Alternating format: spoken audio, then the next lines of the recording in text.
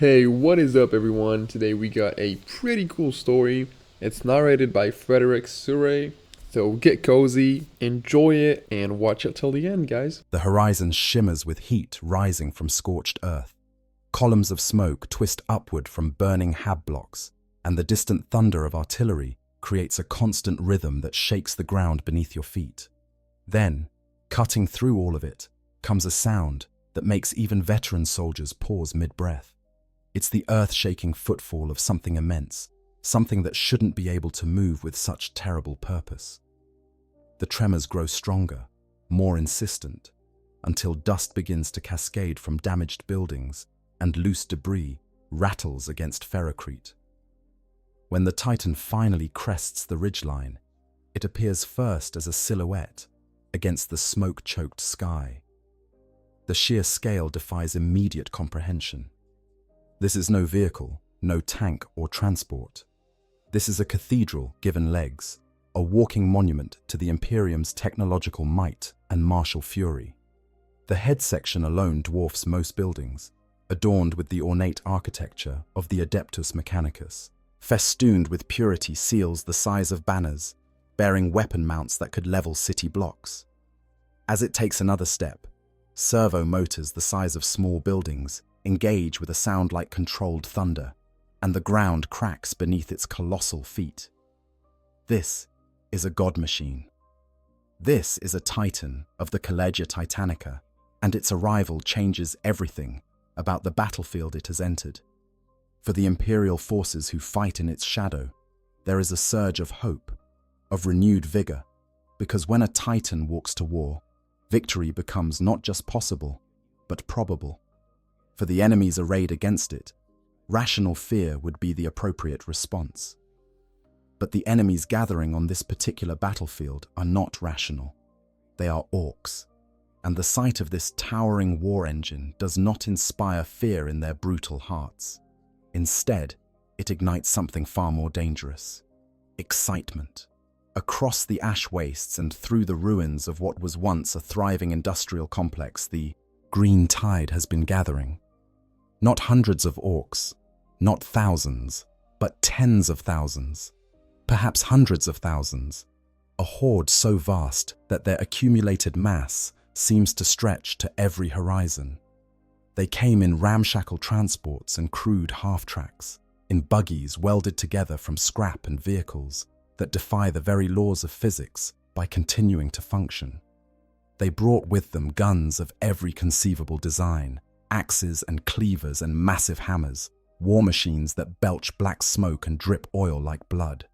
They brought their hunger for violence, their love of combat, their absolute conviction that a good fight is the only thing that truly matters in this universe. And now they've found one. The orc response to the Titan's appearance ripples through their lines like a living thing. First comes the shouting, a roar that builds from scattered voices into a deafening cacophony of bestial enthusiasm. Then the weapons start firing, sporadic at first but quickly building, into a crescendo of gunfire that seems to come from every direction at once. Bullets and rockets and crude energy blasts streak toward the Titan in a storm of munitions. Most of these would be devastating against conventional targets. Against a Titan, they're little more than an inconvenience, sparks against an armored mountain. But the orcs don't care about the ineffectiveness of their opening volleys. They're not trying to destroy it yet. They're celebrating, because in the twisted logic of orc psychology, the bigger the enemy, the better the fight. And this enemy is very, very big. The Titan's void shields flare into visibility as the incoming fire intensifies, fields of pure energy that shimmer and crackle with each impact, drinking in the kinetic force and dispersing it harmlessly. The shields appear as translucent barriers of blue-white light, hexagonal patterns flickering across their surface as they absorb blow after blow. Within the Titan's command chamber, warning runes illuminate on ancient cogitator banks, tracking the shield strength, monitoring thousands of systems, feeding information to the crew who have become something more than human in their union with this machine. The princeps, bound to the god machine through the mind impulse unit that pierces directly into their brain, feels the impacts not as external events, but as sensations against their own body. Each hit registers as pressure, each energy blast as heat. The Titan's machine spirit, that ancient and terrible intelligence that inhabits the core of every such war engine, stirs with an emotion that could be called eagerness. It has walked battlefields for centuries, perhaps millennia. It has crushed armies beneath its feet and reduced fortresses to rubble with its weapons. It knows war in a way that transcends mere programming, and it hungers. The Moderati, those skilled officers who assist the princeps in commanding this mountain of metal and fury, conduct their final system checks, even as the orc horde surges closer. Weapon capacitors charge with a rising whine that vibrates through the Titan's superstructure. Targeting Auspex arrays sweep across the battlefield, painting enemy concentrations in angry red on tactical displays. Plasma reactors that could power entire cities feed energy into the Titan's devastating armaments. Everything is ready. Everything has been building to this moment. The princeps, their consciousness merged with the Titan until the boundary between flesh and steel has blurred beyond recognition, takes one more moment to survey the battlefield. Through the god machine's eyes, which see across spectrums invisible to unaugmented humans, the orc army is laid bare in all its chaotic glory. Heat signatures by the thousands, energy readings from crude generators and volatile fuel sources, the electromagnetic noise of poorly shielded technology, and movement, constant frantic movement, as the green tide begins its charge. In the command chamber, the princeps speaks a single word through the vox grill that has replaced their natural voice. Fire. The nature of the god machine. To understand what happens when a Titan faces an orc army, you must first comprehend what a Titan truly is. These are not simply large vehicles, not tanks scaled up to absurd proportions. They are sacred war engines, god machines in the truest sense, revered by the Adeptus Mechanicus as physical manifestations of the machine. God's will made manifest in the material universe. Each Titan is a relic, most dating back thousands of years to an age when humanity's understanding of technology surpassed anything the current Imperium can achieve. They cannot be mass-produced, cannot be fully understood by even the most learned tech priests, and each one carries within it a machine spirit that borders on true artificial intelligence. The smallest class of Titan commonly deployed is the Warhound, though calling it small is laughable when you consider that it stands roughly 17 meters tall at minimum, with some accounts placing them significantly larger. These scout Titans are designed for speed and maneuverability, at least by the standards of god machines. They move with a loping gait that can cover ground at surprising speeds, and they're armed with weapons that would require entire tank companies to carry if mounted on conventional vehicles. A typical Warhound bears two primary weapons, perhaps plasma blasters, that can reduce infantry to vapor and armor to molten slag, or turbo laser destructors that punch through void shields and adamantium with equal ease. The crew of a Warhound is intimate and tight-knit. A princeps commands, with Moderati handling specific systems like weapons targeting or motive controls. The Mind Impulse unit allows the princeps to literally become the Titan, to move its legs as their legs, to feel the ground beneath its massive feet as if it were their own skin. This neural connection is not without cost. The machine spirit within a Titan is powerful, aggressive, and it tests those who would command it. Only individuals of exceptional mental fortitude can withstand the link without having their consciousness overwhelmed by the Titan's mechanical fury.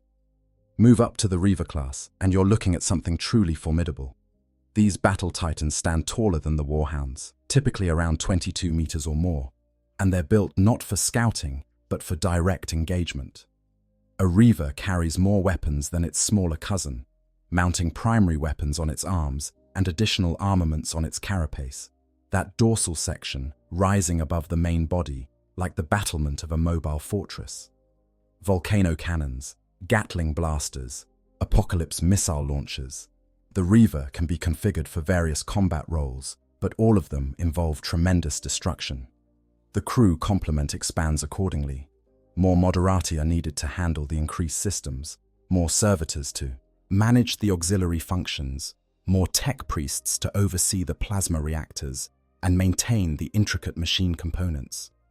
The princeps of a Reaver is typically more experienced than those commanding warhounds, having proven themselves in battle and demonstrated they can handle the mental strain of controlling a more powerful god machine. Then you reach the warlord class, and the scale shifts dramatically. These are the titans most people envision when they think of the Collegia Titanicas might. Standing approximately 33 meters tall in most accounts, though some sources claim they can reach heights of 200 meters or more, the warlord is a walking apocalypse. It mounts weapons on both arms and both shoulders, creating a devastating array of firepower that can engage multiple targets simultaneously or focus overwhelming force on a single objective. The weapons themselves read like a list of war crimes waiting to happen. Bellicosa volcano cannons that fire beams of superheated Lars energy capable of vaporizing battle tanks in single shots. Sunfury plasma annihilators that unleash barely controlled stellar fury. Macro Gatling blasters that fire shells the size of drop pods at rates that create visible streams of munitions through the air. Apocalypse missile launchers carrying payloads that can level entire city blocks. A warlord is not designed for subtlety. It's designed to break the back of enemy armies, to serve as the anchor point for Imperial advances, to stand as an unbreakable bulwark that no conventional force can overcome. The warlord's crew can number a dozen or more. 4 moderati typically handle the primary weapon systems, while others manage sensors, void shields, motive power, and countless other systems. The princeps of a warlord is a figure of tremendous respect and authority within the Collegia Titanica, for commanding such a god machine requires not just strength of will, but tactical genius and years of experience. The bond between a warlord and its princeps can grow so profound that they become inseparable. The princeps eventually being permanently interred within the Titan, sealed in an amniotic tank where they can survive even when their physical body has failed. Beyond the warlords lie the truly mythical god machines, the Emperor-class Titans, like the Imperator and Warmonger. These walking fortresses defy easy description. They carry entire companies of troops within their armored hulls. Their weapons are sized to match the primary armaments of capital ships. The cathedral structures on their backs are literal places of worship, adorned with stained glass and spires that reach toward the heavens, even as the Titan's feet shake the earth. An Emperor Titan doesn't walk onto a battlefield. It becomes the battlefield, a mobile strongpoint around which entire campaigns pivot. But regardless of class, regardless of size, all Titans share certain characteristics. They all rely on the princeps and their crew to function, that unique fusion of human will and machine intelligence that creates something greater than either component alone. They all bear void shields, those miraculous energy barriers that can absorb tremendous punishment before failing.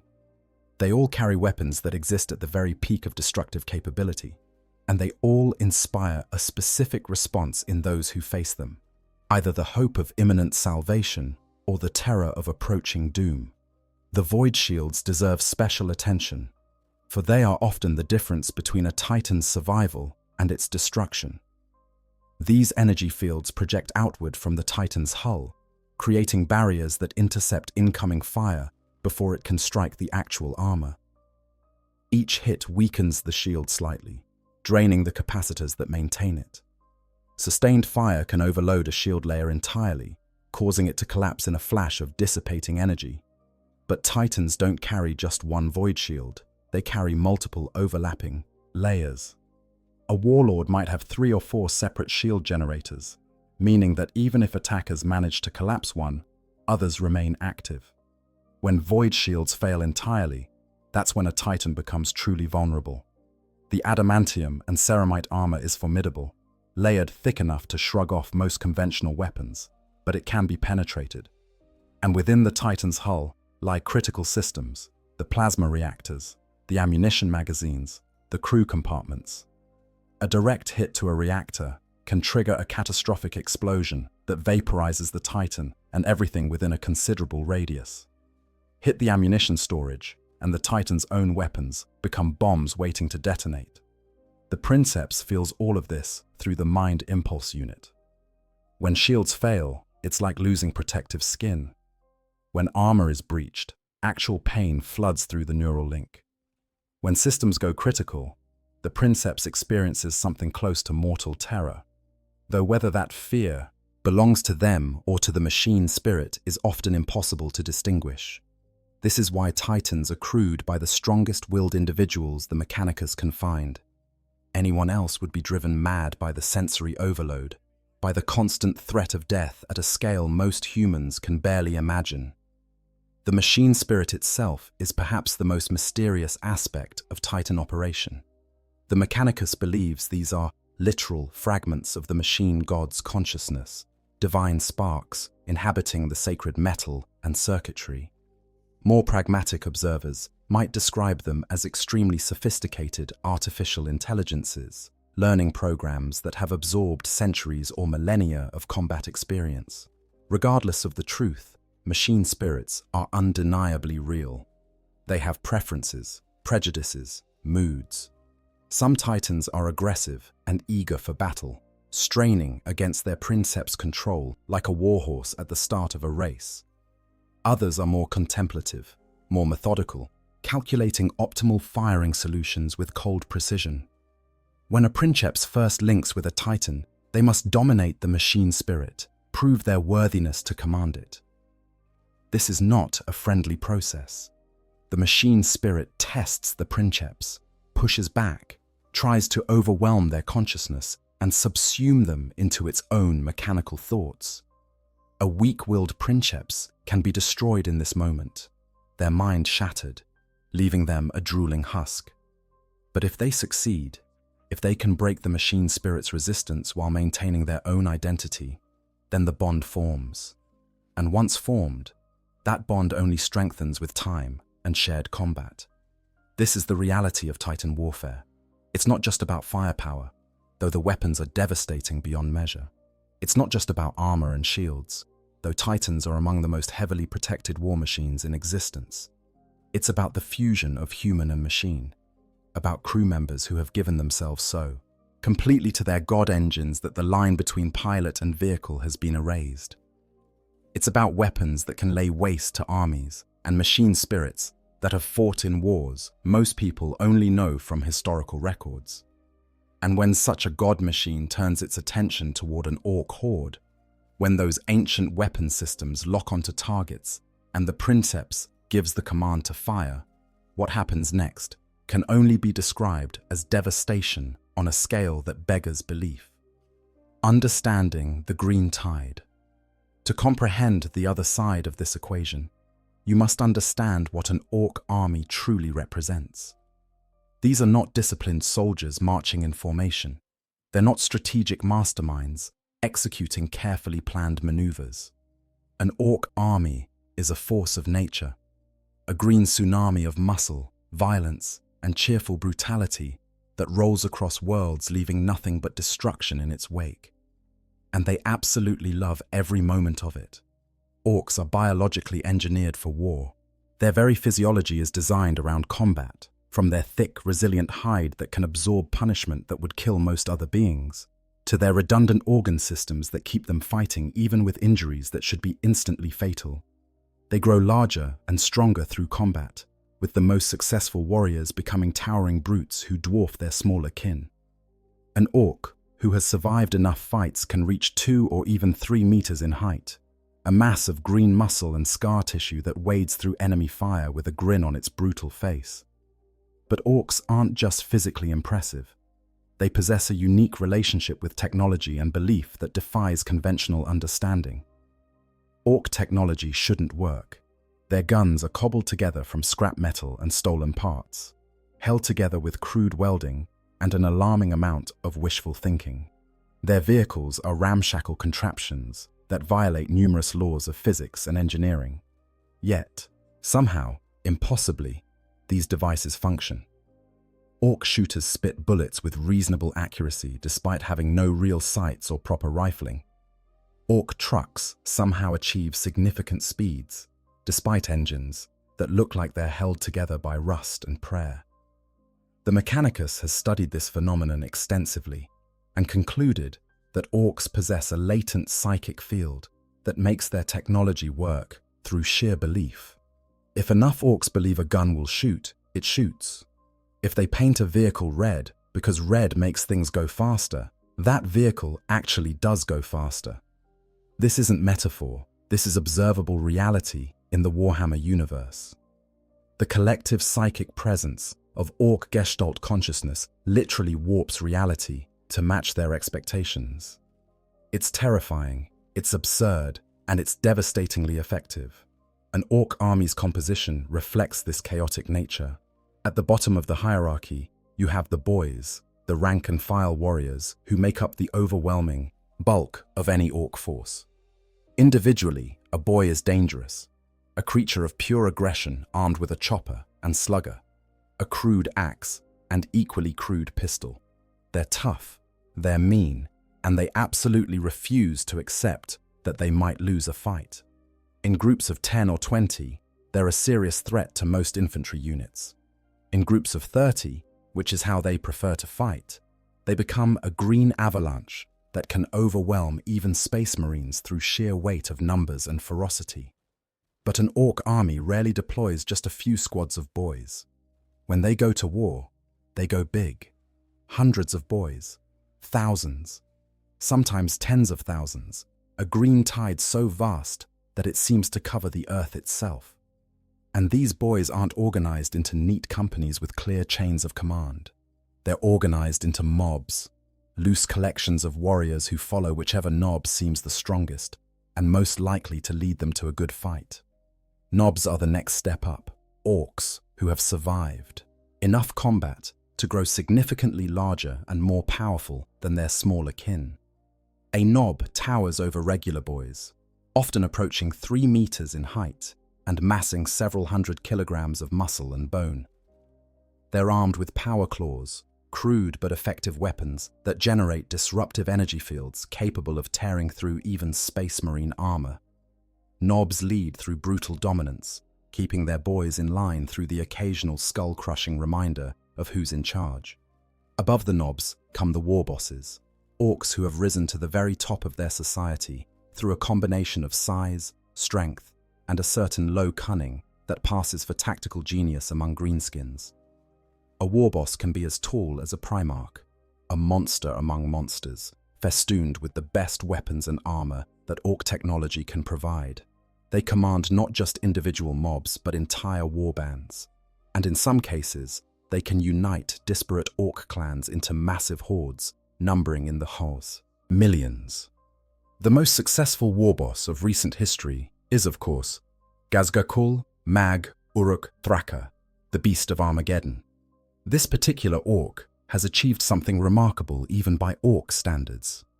He's won not just tactical victories, but strategic ones, campaigns that have threatened entire sectors of Imperial space. His invasions of Armageddon have become legendary, massive conflicts that drew in Space Marine chapters, Titan legions, and millions of Imperial guardsmen.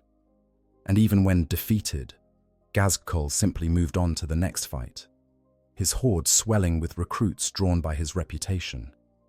An orc army's vehicles are a nightmare parade of dysfunction given lethal form. Trucks, open-topped transports that bounce across terrain at improbable speeds, packed with boys eager to crash into the enemy lines. Battle wagons, armored behemoths covered in guns and armor plates, serving as mobile fortresses for nobs and war bosses. Deaf dreads, lumbering walkers that are somewhere, between a mech suit and a coffin, piloted by orcs who have been surgically installed into the machinery. Buggies and bikes, all painted red for maximum speed, racing ahead of the main force in clouds of dust and exhaust fumes. And then there are the really big machines, the ones that make even other orcs pause and stare. Stompus, massive walkers that are smaller cousins to the true gargants, standing perhaps 10 to 15 meters tall and armed with enough dakka to flatten buildings. These are crude compared to Imperial technology, held together by wishful thinking and an excessive amount of rivets, but they're undeniably effective at their primary purpose, stomping things and shooting things. Gargants represent the pinnacle of orc engineering, if such a term can be applied to their ramshackle construction methods. These towering war machines rival Imperial titans in size, with the largest mega-gargants standing as tall as Emperor-class god machines. They're built by mech boys who have been seized by a vision, dreams of mayhem on a truly massive scale that drive them to construct these mechanical monstrosities. The result is something that shouldn't work, but does. A walking effigy of Gork and Mork, the orc gods, covered in every weapon the builders could imagine, powered by reactors that would make a tech priest weep in horror, crewed by dozens or even hundreds of orcs who coordinate through shouted orders down speaking tubes. A Gargant's weapons load would be impressive on an Imperial warship, belly guns that fire shells the size of vehicles, arm-mounted Gatling cannons that spit out streams of explosive rounds, missile batteries, laser weapons, bizarre orc tech devices like lifter-droppers that use tractor beam technology to literally pick up enemy tanks and hurl them at other targets. And for close combat, many Gargants sport massive saws or power claws, weapons that can tear through even Titan armor if they can get close enough to use them. But weapons and vehicles, impressive as they are, don't fully capture what makes an orc army so terrifying to face. It's the mindset. Orcs don't fear death the way other species do. They don't retreat when faced with overwhelming force. The sight of impossible odds doesn't demoralize them, it excites them. Because to an orc, the whole point of existence is fighting. A good fight is its own reward. Winning is nice, but honestly, a really spectacular losing fight where they get to crump lots of enemies before going down is just as satisfying.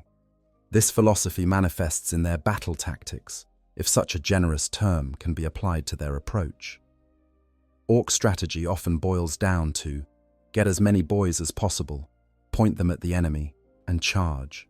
Subtlety is for other races. They don't employ careful flanking maneuvers or sophisticated combined arms tactics. They employ mass and momentum. They bring so many warriors that the enemy literally cannot kill them all before being overwhelmed.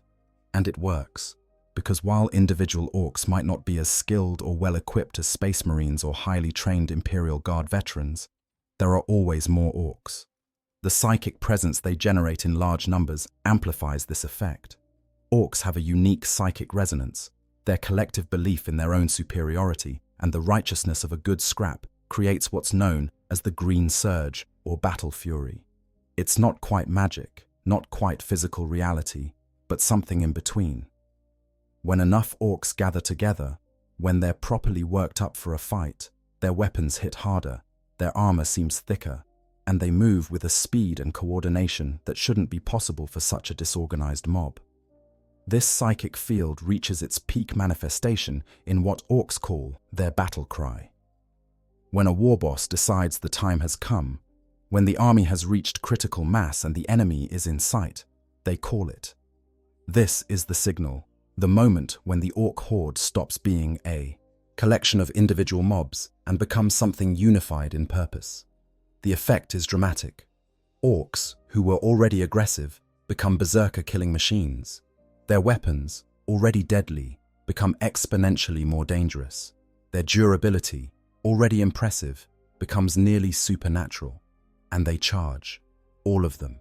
Thousands, tens of thousands, hundreds of thousands of orcs surging forward in a green tsunami that crashes against enemy lines with the force of a natural disaster.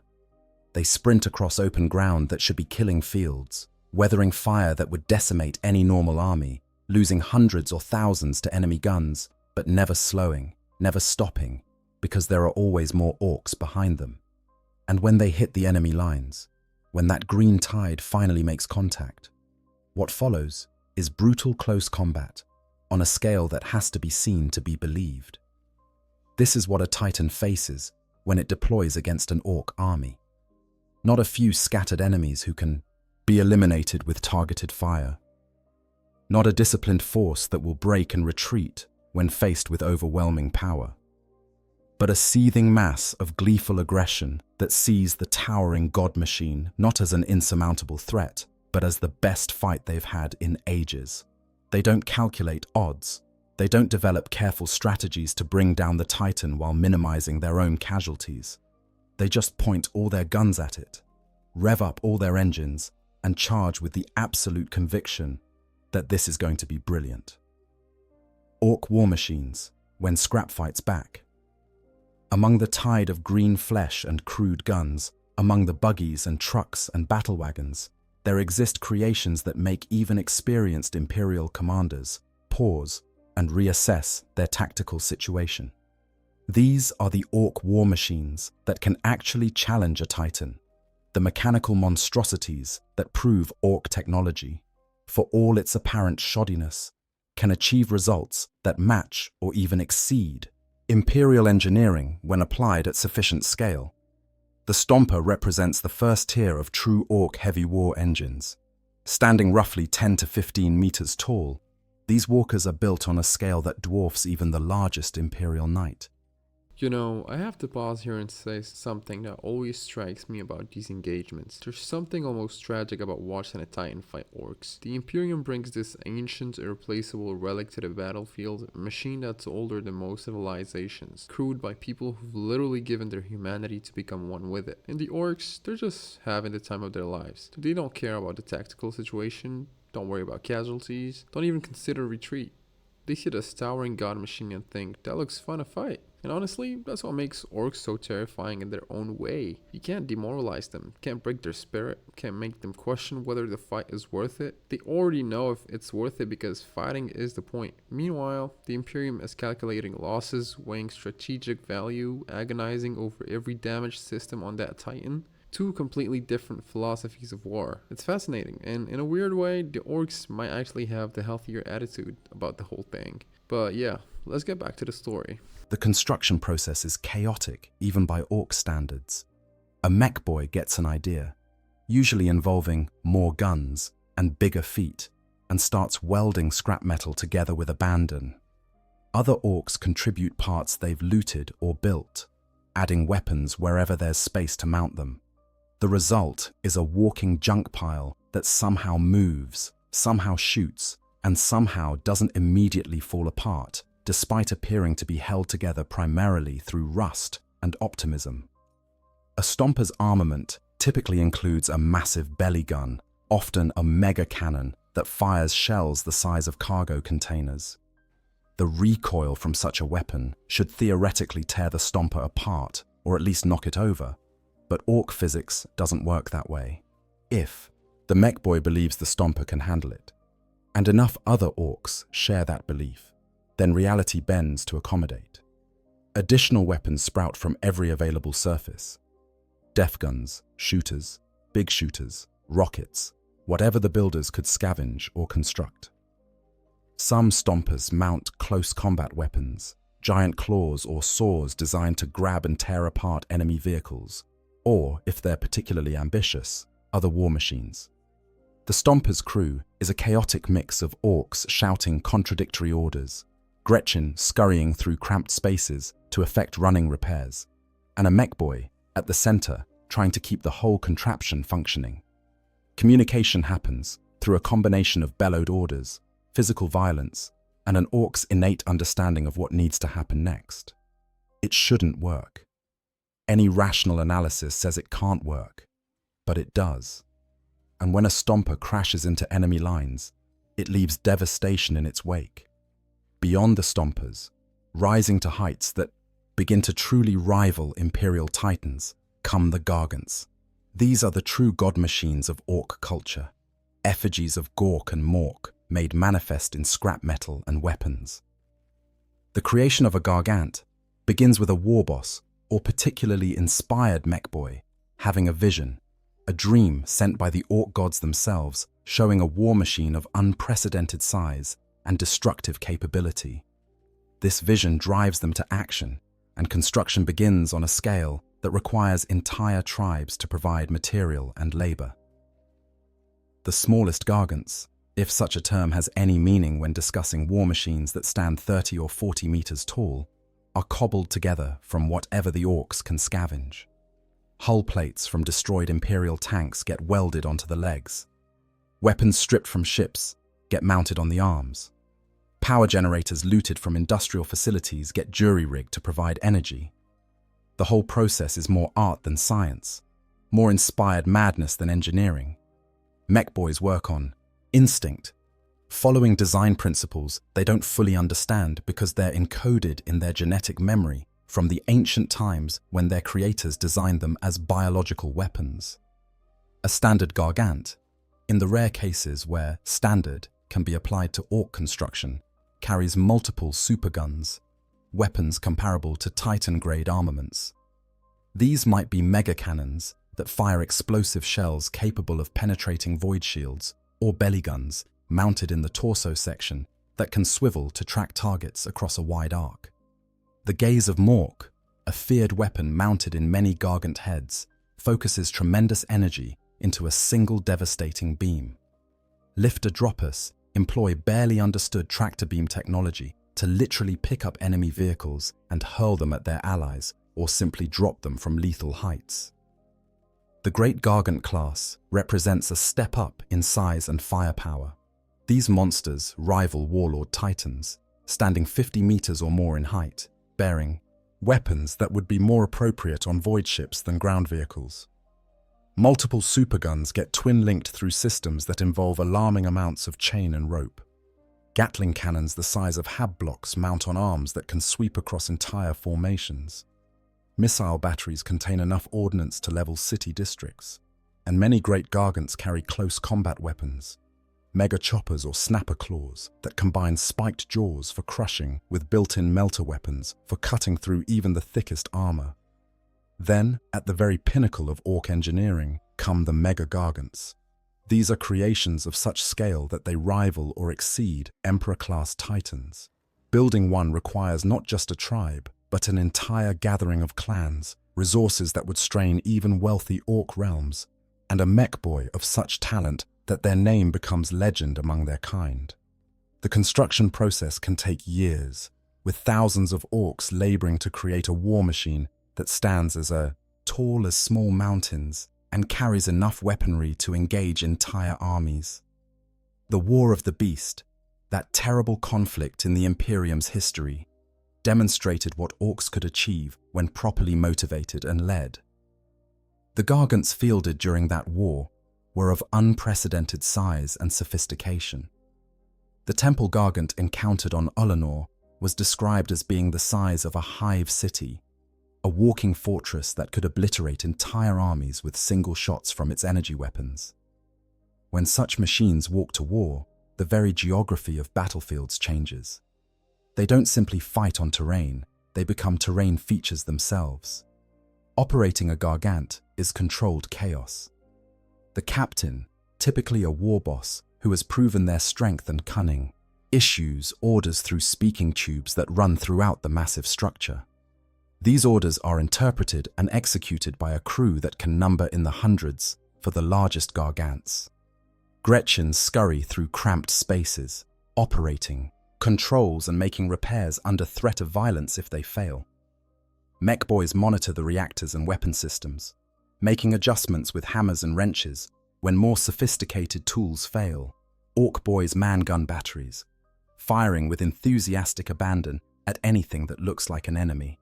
The chaos of gargant operation actually serves a purpose. The lack of sophisticated mind impulse units means there's no single point of catastrophic failure in the command structure. If the captain falls, another orc simply takes over.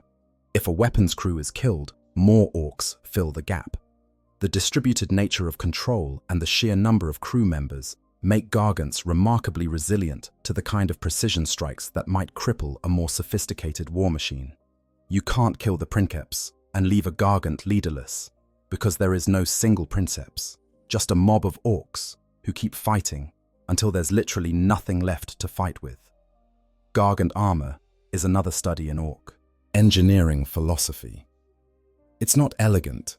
It's not precisely calculated to provide optimal protection. It's just thick. Layers of scrap metal, luted armor plates, chunks of ceramite, all welded together into bulwarks that can absorb tremendous punishment. The armor doesn't have the sophisticated reactive systems of Imperial designs, but it compensates through sheer mass. And because orcs believe their gargants are nearly indestructible, that collective faith translates into actual increased durability through their psychic resonance. When it comes to mobility, gargants shouldn't be able to move as quickly as they do. The leg actuators are crude, the gyroscopic stabilizers barely functional, the whole structure top-heavy in ways that should make them topple over. But orc technology operates on different principles. The gargant moves because its crew believes it can move, because the machine spirit, if such a term can apply to orc constructs, is eager to get into combat, because Gork and Mork smile upon their green children's creations. The result is war machines that lumber forward with surprising speed, their footfalls creating tremors that can be felt kilometers away. The presence of gargants fundamentally changes the nature of orc warfare. An orc army without heavy war machines is dangerous, a tide of bodies and crude guns that can overwhelm defenders through sheer numbers. An orc army with gargants is apocalyptic, possessing both mass and machines capable of engaging even the most powerful Imperial assets. When a war boss commands not just hordes of boys, but also multiple gargants, they can challenge Titan legions directly, can assault fortified positions that should be impregnable, can turn battles into cataclysmic exchanges of firepower that leave nothing but smoking ruins. This is what awaits the Titan when it strides onto the battlefield to face a full orc army. Not just infantry with small arms, not just light vehicles that can be brushed aside, but potential peer competitors in the form of gargants and their crews of enthusiastic, violent, utterly fearless greenskins who see the towering god machine as nothing more than the best target on the battlefield. First contact. When the battle begins. The moment has arrived. The Titan has completed its deployment, its massive form casting shadows across the battlefield that move with each ponderous step. The orc horde has gathered, a green mass stretching across the horizon, vehicles kicking up dust clouds, weapons waving in the air as thousands of brutal faces turn toward their towering enemy. The air itself seems to hold its breath, that strange moment of pre-battle tension when two forces have committed to conflict, but the actual violence hasn't yet begun. Then, everything happens at once. The orc response to the Titan's presence erupts across their entire battle line. Every shooter, every big shooter, every rocket launcher and crude energy weapon opens fire simultaneously. The sound is deafening, a cacophony that drowns out even the Titan's massive footfalls. The visual effect is equally spectacular. Tracer rounds and energy blasts, creating streams of light that converge on the god machine from every direction. The orcs aren't aiming with any particular precision. They're simply firing everything they have in the general direction of the largest target they've ever seen. Most of this fire is completely ineffective. Orc shooters are notoriously inaccurate, and even when they hit, their small caliber rounds simply cannot penetrate Titan armor. But the orcs don't care about that. They're establishing their presence, announcing their intention to fight, and most importantly, they're having a great time doing it. The war cries that accompany this opening barrage are enthusiastic rather than intimidating. Gleeful bellows from creatures who have finally found an enemy worthy of their attention. The Titan's void shields intercept this storm of incoming fire before it can reach the hull. The shields flare into brilliant visibility, hexagonal patterns of blue-white energy appearing and disappearing as each impact is absorbed and dispersed.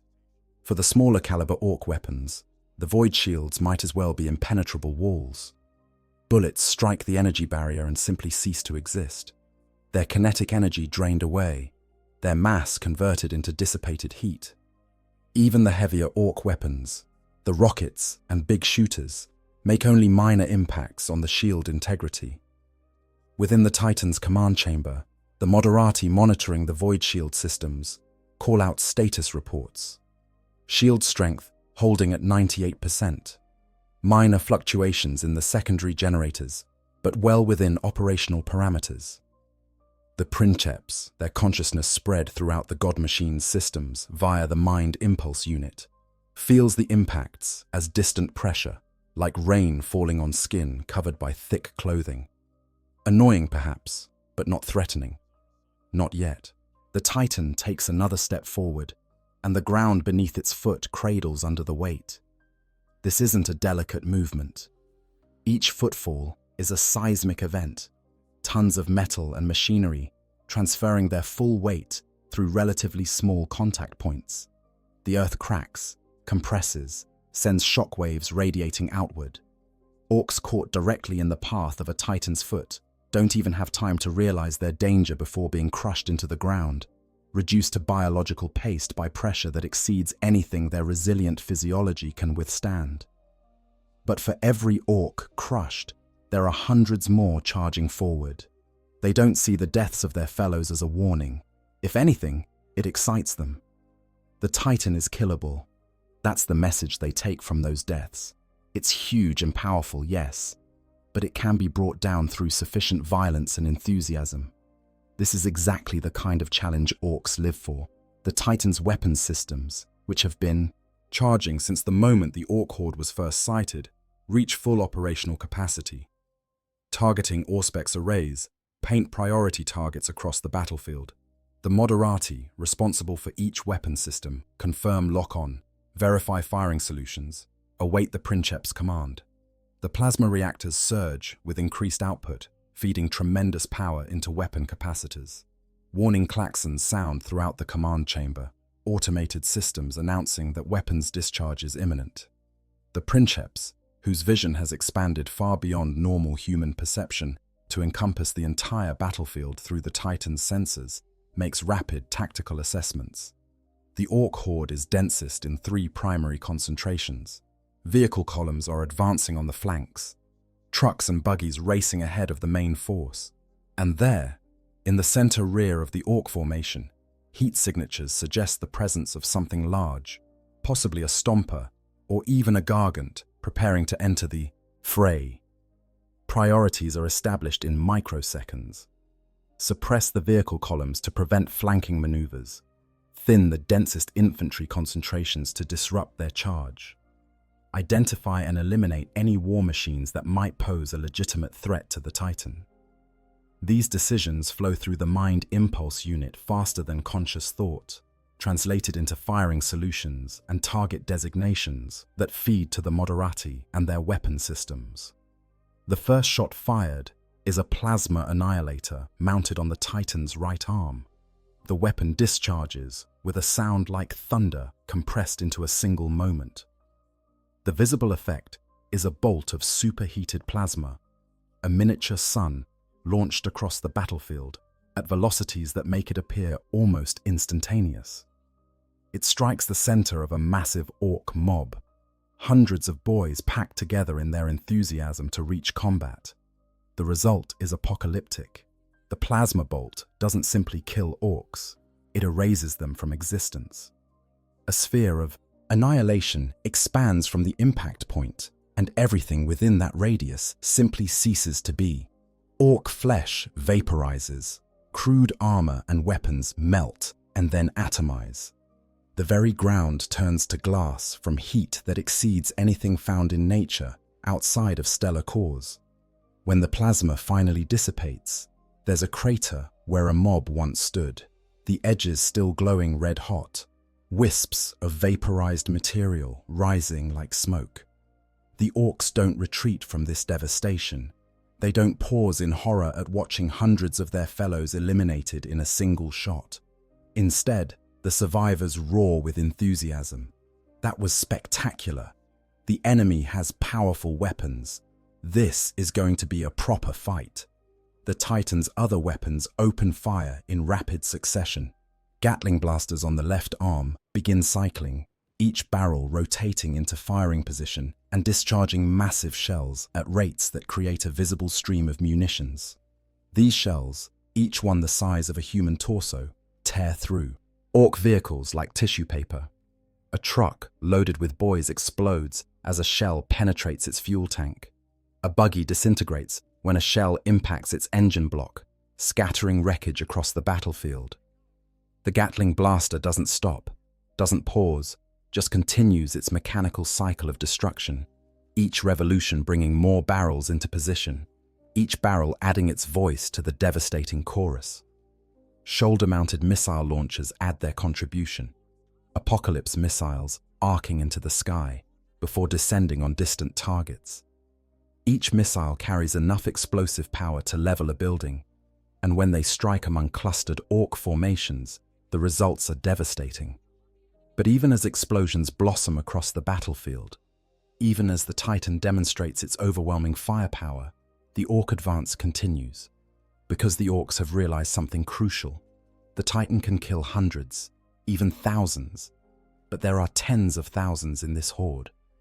The God Machine's weapons, for all their terrible power, can only target so many locations at once. And while the Titan is busy obliterating the mobs in front of it, orcs on the flanks continue their advance.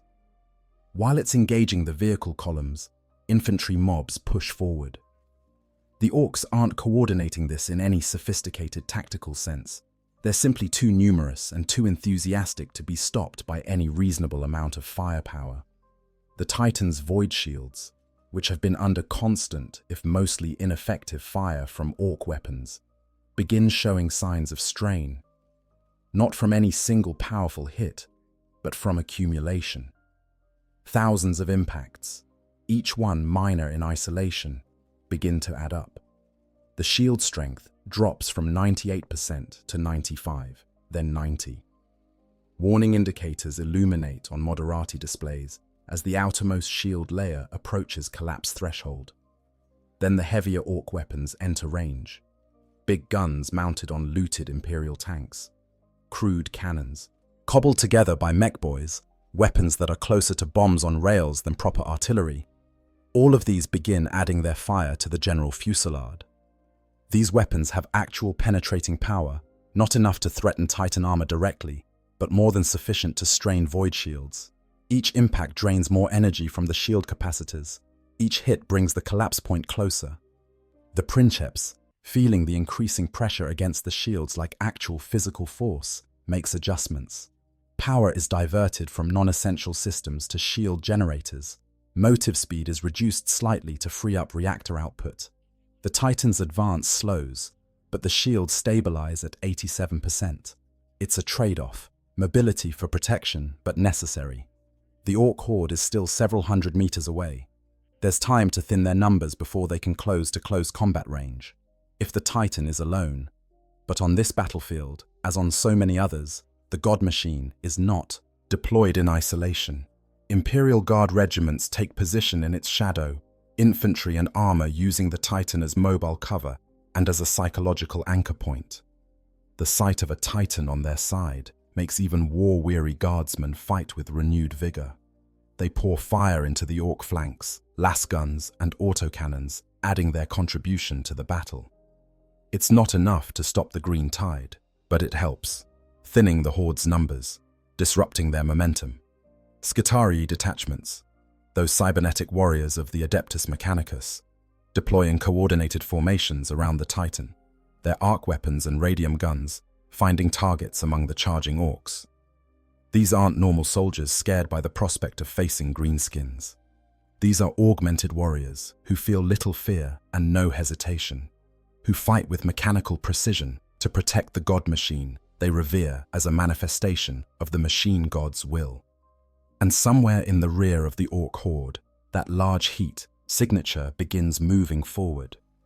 The Moderati monitoring long-range sensors report the contact, and as it crests a ridge of rubble, its identity becomes clear. It's a gargant, a great gargant by the size estimate, and it's heading directly for the Titan. Its crew has seen the Imperial God Machine, has watched it lay waste to orc mobs with contemptuous ease, and they've made the only decision that makes sense to an orc mind. Charge. The battle has truly begun. The Titan and its supporting forces face not just a horde of infantry, but a war machine that can actually threaten it. The Void Shields, already under strain, will soon face weapons that can collapse them entirely. The Orc infantry, which has been suffering terrible casualties from Titan fire, is close enough now that their momentum becomes unstoppable. And somewhere among that green mass, Orcs carrying specialized weapons, boarding charges, melter bombs, tools designed specifically for fighting big targets, push forward with murderous intent. This is the moment where warfare between gods truly begins. Symphony of Destruction. The Titan unleashes hell. There is no other way to describe what happens when a god machine commits fully to offensive action against a target-rich environment like an Orc horde. Every weapon system fires in carefully orchestrated sequence, each moderatus timing their shots to maximize devastation while managing heat buildup and ammunition consumption.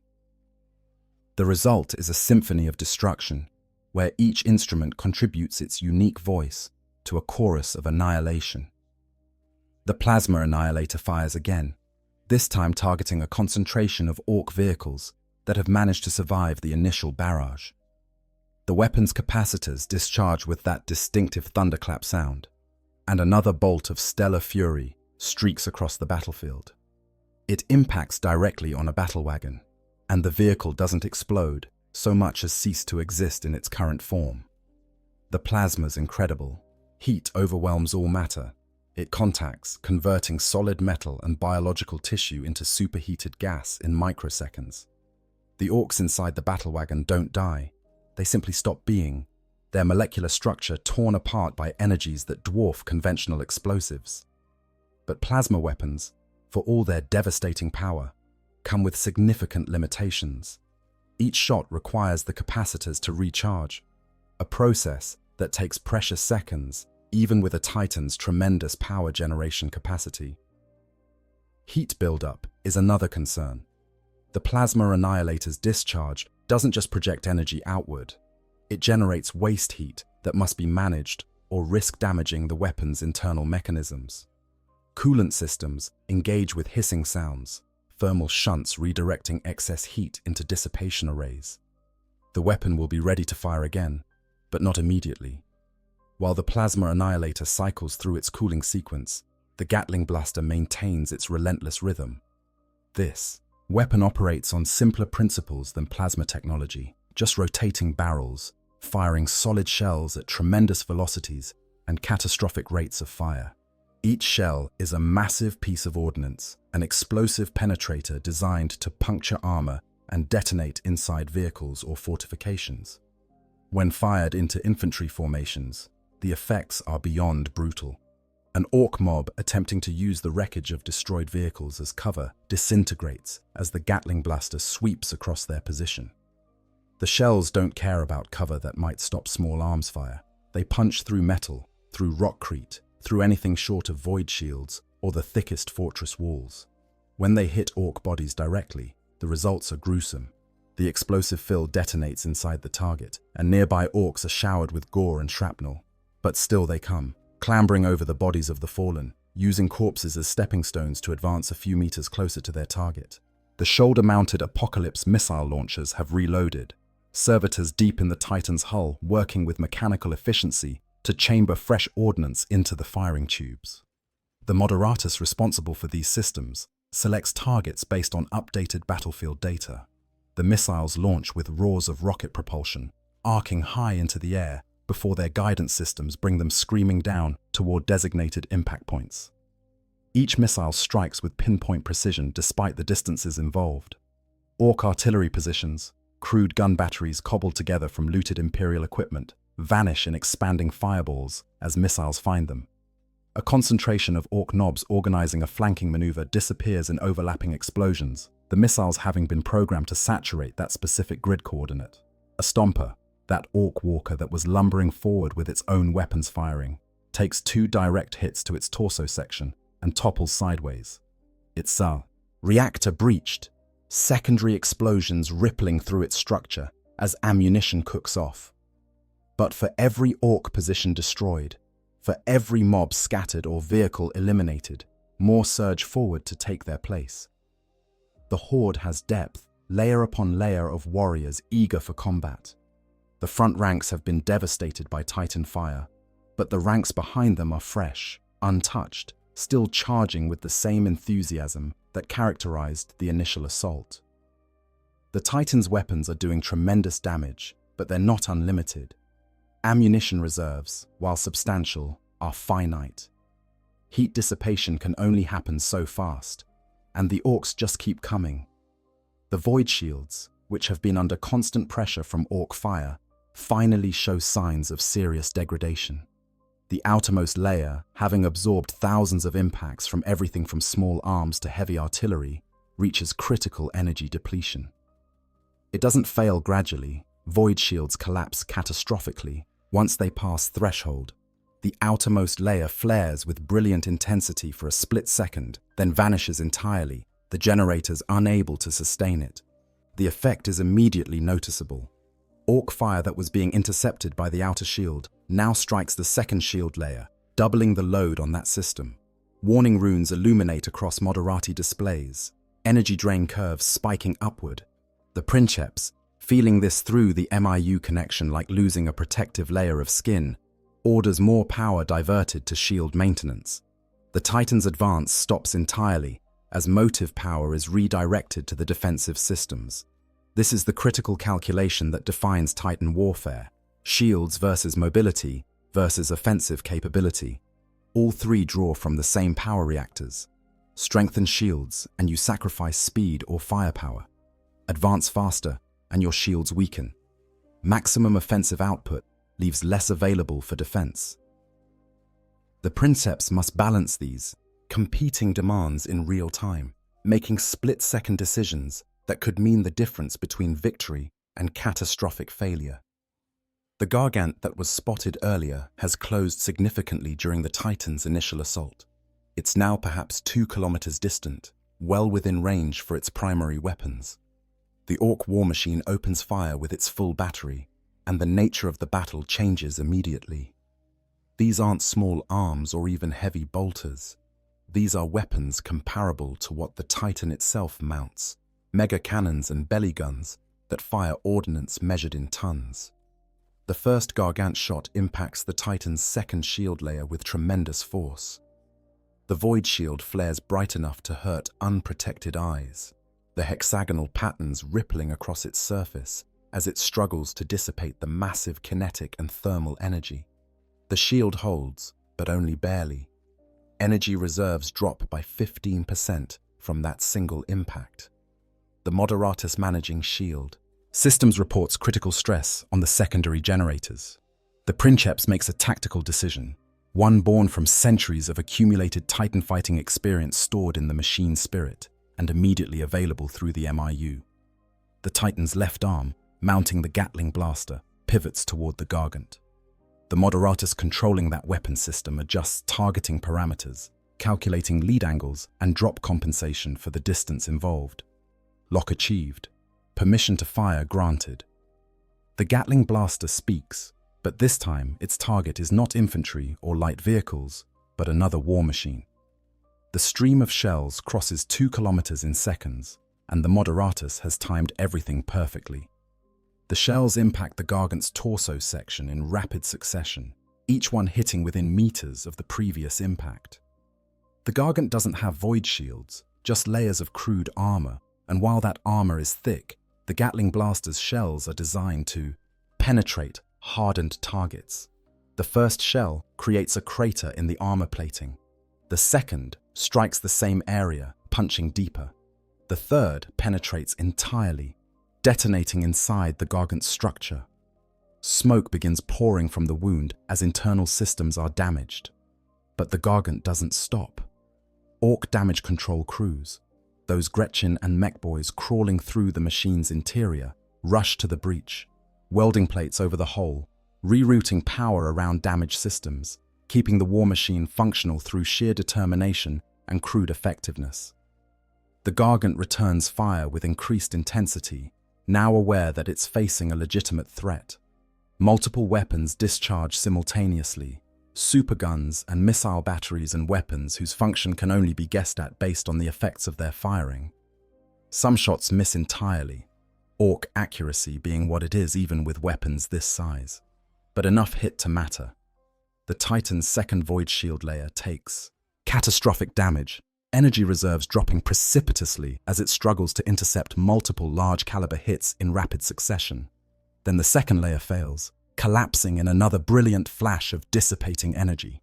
Now there's only one shield layer between the Orc Horde's weapons and the Titan's actual armor.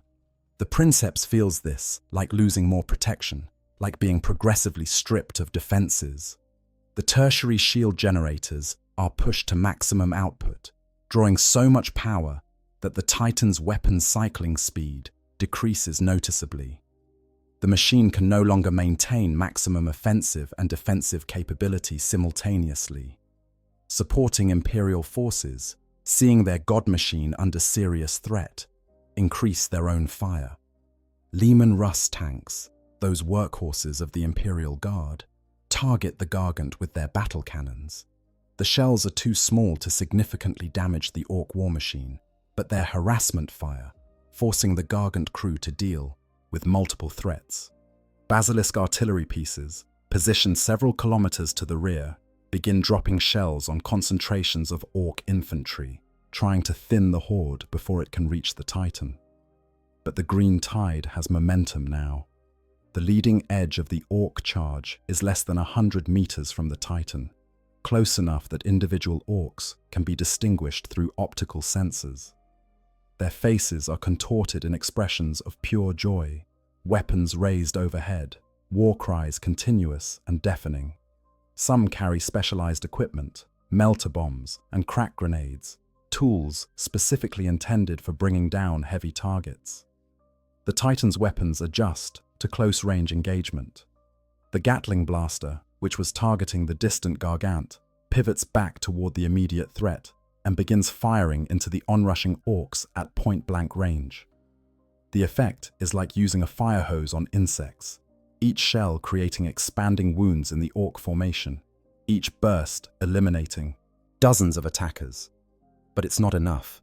The Titan can kill hundreds in these final moments before contact, but there are thousands charging forward, and they're too close to stop. The first Orcs reach the Titan's feet. They're immediately crushed as the god machine takes another step, but more swarm in from all sides. Some begin climbing, using gaps in the armor plating as handholds, swarming up the Titan's leg like grotesque insects. Others start attaching boarding charges, crude but effective explosives designed to breach armor through brute force methods. And still more, simply fire upward at point-blank range, shooting at joints and vulnerable points they couldn't target from a distance. The Scutaria escorts close in to defend the Titan's lower sections, their arc weapons crackling as they sweep Orcs from the god machine's legs. It's brutal close-quarters combat, augmented warriors fighting hand-to-hand against creatures that outmass them significantly and care nothing for their own safety. Scutarii fall to Orc choppers, but each fallen warrior takes multiple Orcs with them, their cybernetic combat protocols allowing them to fight effectively until their bodies are too damaged to function. The Gargant, having weathered the Gatling blaster's attention, closes to within 1 kilometer. At this range, its weapons become devastatingly accurate. A belly gun discharge strikes the Titan's last remaining void shield and collapses it entirely. For the first time since the battle began, the god machine's actual armor is exposed to enemy fire. Immediately, Orc shots begin impacting ceramite and adamantium, creating bright flashes as armor-piercing rounds and energy weapons test the Titan's physical defenses. The armor holds, for now. It's designed to withstand exactly this kind of punishment. Layers of ultra-dense alloys and composite materials that can absorb tremendous punishment. But armor can be breached with sufficient firepower concentrated on specific points, and the Gargant crew has identified the Titan as their primary target. Every gun that can be brought to bear focuses on the Imperial God Machine, creating a veritable storm of incoming fire. Inside the command chamber, the Princeps and Moderati work with desperate efficiency. Damage control reports stream across displays, servitors monitoring hull integrity, reporting breaches in non-critical sections. The tech priests attending the plasma reactors chant prayers to the machine god while making physical adjustments to keep the power output stable. The entire crew feels the impacts through the deck plates, the Titan's structure transmitting each hit as vibrations and shock waves. The Titan pivots, bringing the plasma annihilator to bear on the Gargant. The weapon has cooled sufficiently for another shot. Targeting solutions are calculated and refined. The Gargant's uneven gait makes predicting its position challenging, but the machine spirit has centuries of combat data to draw upon. Lock. Confirmed. The Princeps gives the order. The plasma annihilator discharges directly into the Gargant's center mass at a range of 800 meters. At this distance, even Orc armor cannot fully dissipate the plasma bolt's energy. The shot penetrates deep into the Gargant structure, and for a moment, it seems the war machine might survive. Then the plasma finds something critical: fuel storage, or ammunition reserves, or perhaps the crude reactor that powers the whole construction. The Gargant explodes from the inside out, a catastrophic detonation that sends wreckage flying in all directions and creates a mushroom cloud visible across the entire battlefield. The Orc horde, having just lost their largest war machine, doesn't retreat. If anything, the Gargant's spectacular death energizes them. That was amazing. The enemy is worthy. This fight is everything they hoped it would be. They surge forward with renewed enthusiasm, clambering over the still-burning wreckage of their own war, machined to reach the Titan that killed it. This is the reality of fighting Orcs. You can kill their leaders, destroy their vehicles, eliminate their supporting assets, and none of it matters because they don't fight for logical military objectives. They fight because fighting is what they do, what they love, what they exist for. And a Titan, no matter how powerful, no matter how well armed, can only kill so many before the sheer weight of numbers begins to tell. The swarm responds. The Orc horde has reached the Titan. What was theoretical threat has become immediate reality, as hundreds, then thousands of greenskins swarm around the God Machine's lower sections, like a green tide lapping at an iron shore. The scale disparity is almost comical, individual Orcs barely reaching the height of the Titan's feet. But there are so many of them, and they're so absolutely committed to the violence they're inflicting that the comedy quickly becomes threat. The climbing begins in earnest. Orcs are remarkably adept at this, their powerful muscles and natural aggression making them excellent at scaling obstacles that would defeat more cautious species. They use damaged armor plates as handholds, weapon mounts as climbing points, even each other as living ladders when necessary. An Orc reaches a joint in the leg armor and drives their chopper into the gap, creating a foothold for the next greenskin climbing behind them. Another finds a maintenance hatch and begins prying at it with brutal strength, crude muscles straining against sophisticated locks designed to resist exactly this kind of assault. The Skitarii and Imperial Guard infantry, attempting to defend the Titan's lower sections, are overwhelmed within minutes.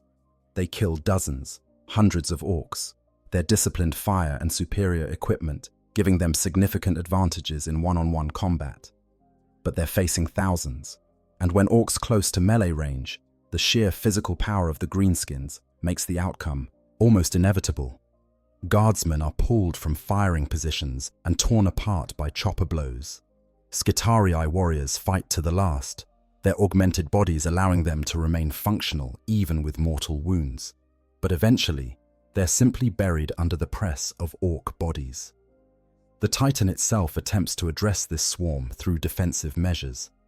Heavy bolters mounted in its lower sections, weapons designed specifically for anti-personnel work, open fire on full automatic. Each bolt is a mass-reactive explosive round designed to penetrate into flesh and detonate internally. Against normal humans, these weapons are devastating beyond measure, a single hit sufficient to reduce a person to scattered components. Against Orcs, they're effective but not instantly lethal. An Orc takes a heavy bolter round to the shoulder, the bolt penetrating muscle and detonating. The Orc's arm is blown off, green blood spraying as the wound ruptures. Any human would be in shock, unable to continue fighting. The orc roars in what might be pain or might be enthusiasm, grabs their chopper with their remaining hand, and keeps climbing. They'll bleed out eventually, orc physiology being remarkable, but not actually immune to massive trauma. But in the minutes before they die, they'll keep fighting with undimmed enthusiasm. The heavy bolters cut swathes through the climbing orcs, creating grotesque cascades of bodies falling from the Titan's legs. But for every orc killed, more take their place. The ammunition hoppers for the defensive bolters begin running low, automated systems flagging warnings that are added to the growing list of concerns demanding the crew's attention.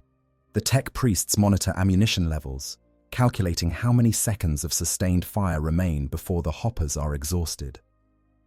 Some orcs carry boarding charges, crude explosives that are essentially shaped demolition charges scaled up to truly ridiculous proportions.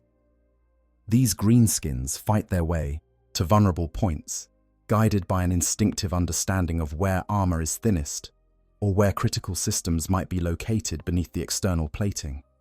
They attach their charges with all the sophistication of slapping magnets on metal, then retreat just far enough to avoid being caught in the blast radius. The explosions come in sequence, multiple boarding charges detonating across the Titan's lower hull. Each blast creates a crater in the armor, not penetrating entirely, but weakening the structural integrity. Successive charges at the same location can breach even Titan-grade protection, and the orcs are learning, concentrating their efforts on areas already damaged by earlier attacks. A boarding charge detonates near a coolant line, and the explosion ruptures the conduit. Superheated coolant, the fluid that keeps the Titan's plasma reactors from melting down their own containment vessels, begins spraying into the internal spaces. It flashboils any organic matter it contacts, filling compartments with deadly steam. Servitors in the affected area are killed instantly, their simple minds unable to process the need to evacuate before being cooked in their own chassis. Emergency bulkheads slam shut, sealing off the compromised sections, but the damage is done. Reactor cooling efficiency drops, forcing output reductions to prevent thermal cascade. Inside the command chamber, which is elevated high enough that the climbing orcs haven't reached it yet, the crew deals with cascading system failures. The Moderatus responsible for motive power reports actuator damage in the left leg. Movement is still possible, but at reduced efficiency and with increased risk of further damage if stress is too great. The Moderatus managing defensive systems reports ammunition depletion in 3 of the 6 heavy bolter mounts. The tech priests monitoring power distribution warn that if cooling efficiency drops much further, they'll need to shut down one of the plasma reactors entirely or risk containment failure. The princeps, feeling all of this through the mind impulse unit as actual pain and damage to their own body, makes rapid assessments. The Titan is wounded but not critically. The primary weapon systems remain functional. The God Machine can still fight, still win, but it needs to eliminate these boarding orcs before they can inflict more serious damage. The princeps gives an order that sends a ripple of alarm through the crew, but is necessary given the situation. The Titan will perform a full rotation while firing all close-range weapons simultaneously. The massive God Machine begins to spin, its torso rotating independently of its leg assembly, a maneuver that puts tremendous stress on the hip joints, but creates exactly the effect intended. As the Titan rotates, all remaining functional heavy bolters open fire, sweeping in a continuous arc around the God Machine's circumference. Orcs clinging to the legs and lower hull are torn from, their precarious holds by the sustained fire, hundreds falling to the ground, where they're crushed by the Titan's feet, or simply die from the accumulated damage they've suffered. But the rotation maneuver exposes the Titan's rear arc to whatever orc forces are positioned there, and the greenskins, while not sophisticated in their tactics, understand opportunity when they see it. A column of orc vehicles that had been circling the battlefield, looking for an approach, now guns their engines and charges directly at the Titan's back. Trucks loaded with boys, buggies mounting anti-tank weapons, even a Death Dread walker, all of them racing forward while the God Machine is focused on clearing orcs from its forward sections. The Titan's rear armor is somewhat thinner than its frontal protection, not drastically so, but enough to matter when concentrated fire is applied. The Orc vehicles open fire while moving at full speed, accuracy suffering terribly from the instability but volume of fire, compensating. Rockets and big shooter rounds impact the rear armor, most bouncing off harmlessly, but some finding weak points where earlier damage had already compromised structural integrity. One particular Death Dread, piloted by a knob who's either insanely brave or just insane, charges directly into contact with the Titan's leg. The walker is tiny compared to the God Machine, perhaps 4 meters tall versus the Titan's dozens of meters, but it's equipped with massive power claws, and those claws are designed to tear through vehicle armor. The knob activates the claw's disruptive field generators and begins attacking the Titan's leg joint, ripping away armor plates and cutting into the servo bundles and hydraulic lines that enable movement. The effect is immediate and alarming. The Titan's left leg loses hydraulic pressure, actuators failing as their power supply is severed. The massive limb locks in position, unable to complete its step, and the God Machine's balance shifts, dangerously. For a moment, truly terrifying moment, the Titan teeters, the crew feeling the shift in stability like standing on solid ground that suddenly becomes liquid. The Princeps frantically redistributes weight, overloading the right leg's servos to compensate, managing through sheer force of will and the machine spirit's cooperation to prevent a catastrophic fall. A Titan falling is not like a human tripping. The scale is so vast that gravity becomes a weapon. If the God Machine had toppled, the impact would have been seismic, the Titan's own weight crushing internal systems and likely causing reactor breach. The crew would have had perhaps seconds to activate ejection systems before being either crushed or incinerated. But the Princeps holds the balance, and the Titan remains upright, damaged but functional. The Death Dread responsible for this near disaster is eliminated when a nearby Skitarii team manages to attach a melter bomb to its back. The walker explodes, taking several orcs with it in a satisfying display of blue-white heat. But the damage is done. The Titan's mobility is severely compromised. Movement is now a hobble rather than a stride, each step requiring careful coordination to avoid falls. Across the battlefield, more Orc forces continue to advance. The front ranks have been decimated by the Titan's fire and the fighting around its feet, but the reserve formations are pushing forward to fill the gaps.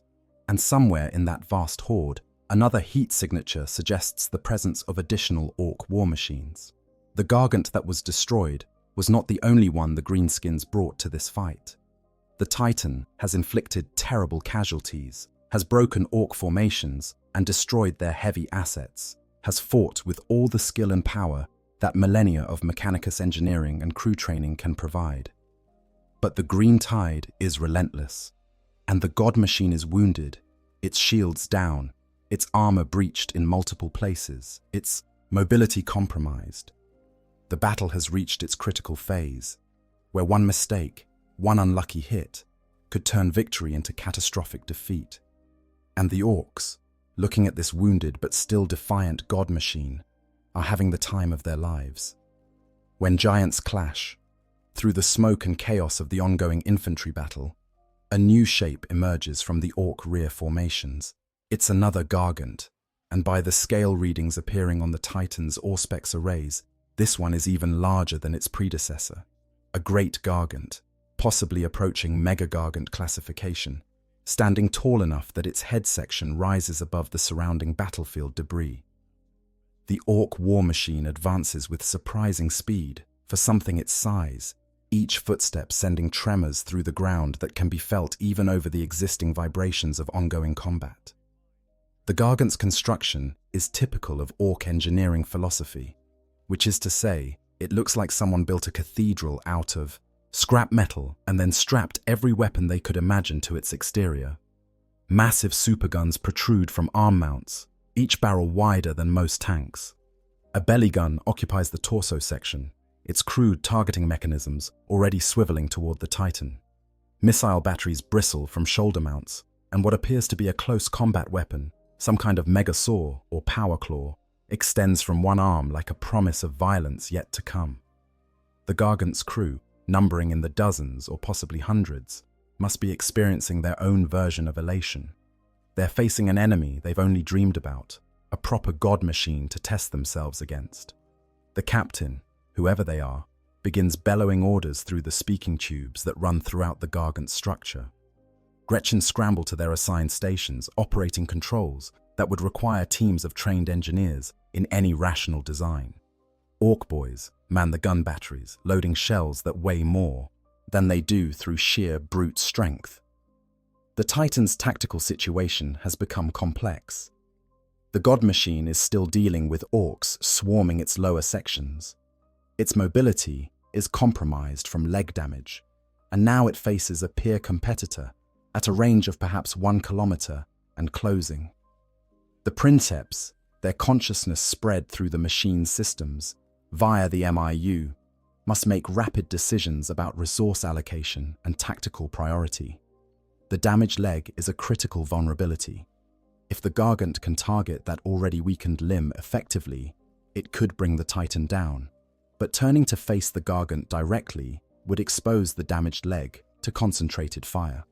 Remaining in current position allows supporting Imperial forces to continue engaging the Gargant, but delays the Titan bringing its primary weapons to bear. Every option carries significant risks. The decision is made to pivot toward the Gargant while ordering all supporting forces to concentrate fire on the Orc war machine. The Titan begins its rotation, motive systems straining as damaged actuators are pushed to perform maneuvers they're barely capable of completing. The movement is visible to the Gargant crew, and they respond with enthusiasm, every weapon they can bring to bear opening fire simultaneously. The volume of incoming fire is staggering. Supergun shells the size of small vehicles streak toward the Titan, their crude propellant leaving visible trails of smoke.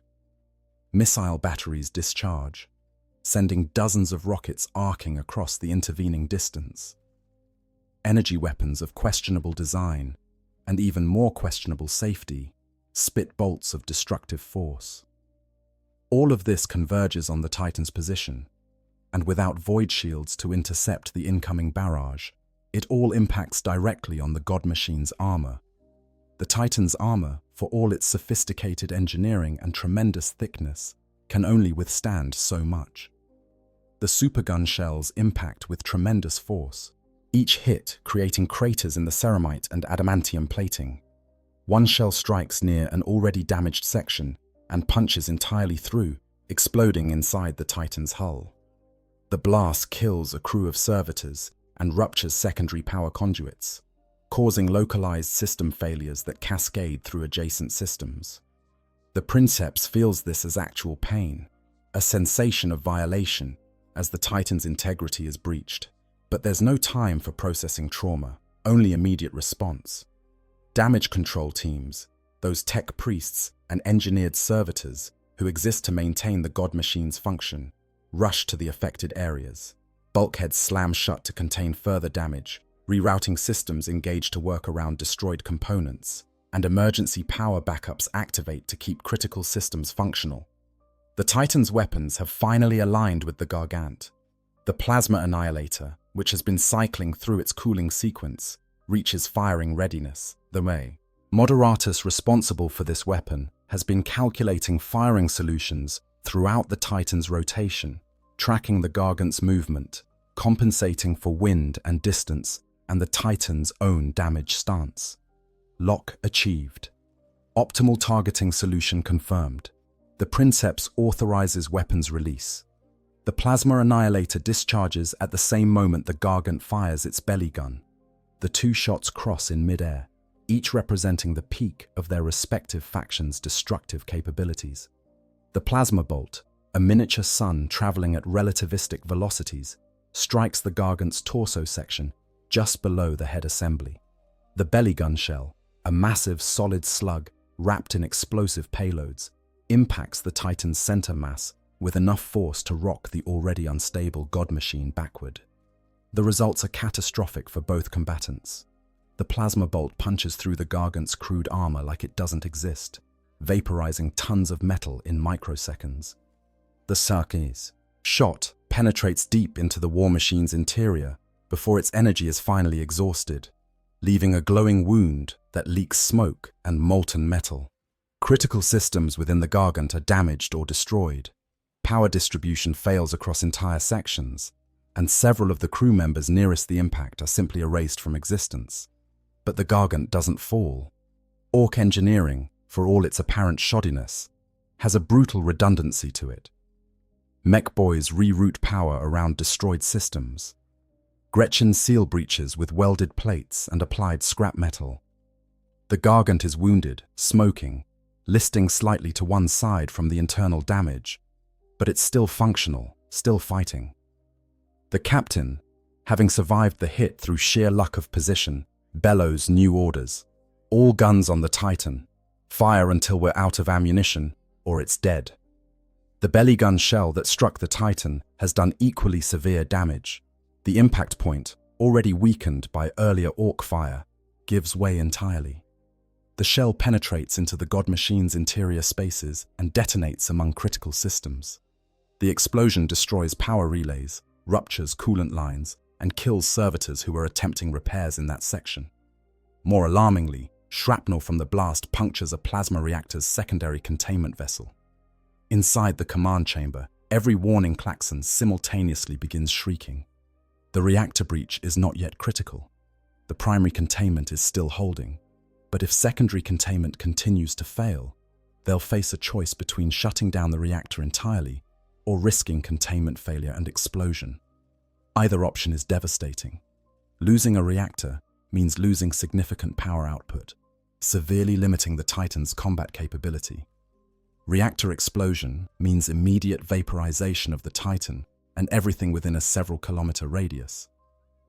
The tech priests responsible for reactor management work with desperate precision, chanting litanies to the machine god while physically manipulating control systems.